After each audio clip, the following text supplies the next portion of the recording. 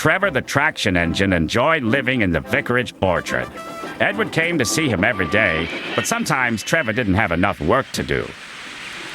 I do like to keep busy all the time, he sighed one day, and I do like company, especially children's company.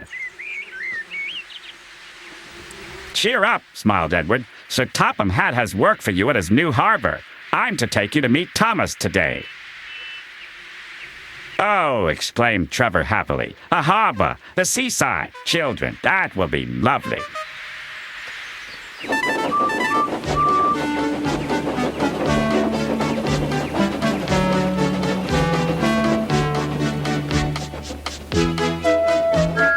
Thomas was on his way to the harbor with a trainload of metal pilings. They were needed to make the harbor wall firm and safe. Hello, Thomas, said Edward. This is Trevor, a friend of mine. He's a traction engine. Thomas eyed the newcomer doubtfully. A what engine? A traction engine, explained Trevor. I run on roads instead of rails. Can you take me to the harbor, please? Sir Topham Hatt has a job for me. Yes, of course, replied Thomas, but he was still puzzled. Workmen coupled Trevor's car to Thomas's train, and soon they were ready to start their journey.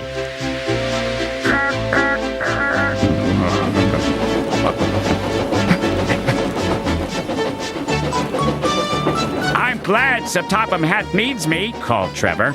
I don't have enough to do sometimes, you know. Although I can work anywhere, in orchards, on farms, in scrapyards, even at harbors. But you don't run on rails, puffed Thomas. I'm a traction engine. I don't need rails to be useful, replied Trevor. You wait and see.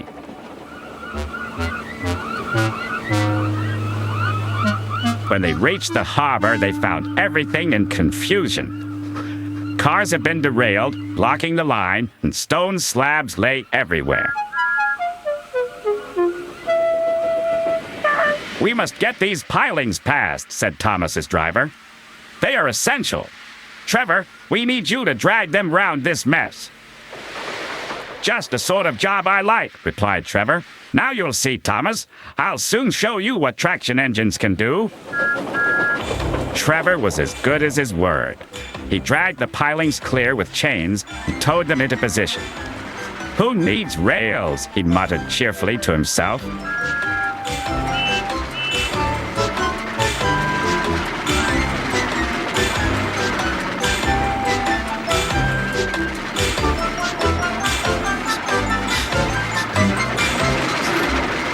Later, Thomas brought Annie and Clarabelle to visit him. Thomas was most impressed. Now I understand how useful a traction engine can be. The coaches were full of children. Trevor gave them rides along the harbor. He liked this best of all.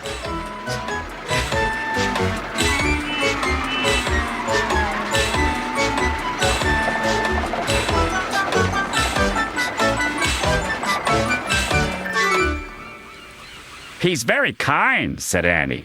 He reminds me of Thomas, added Clarabelle.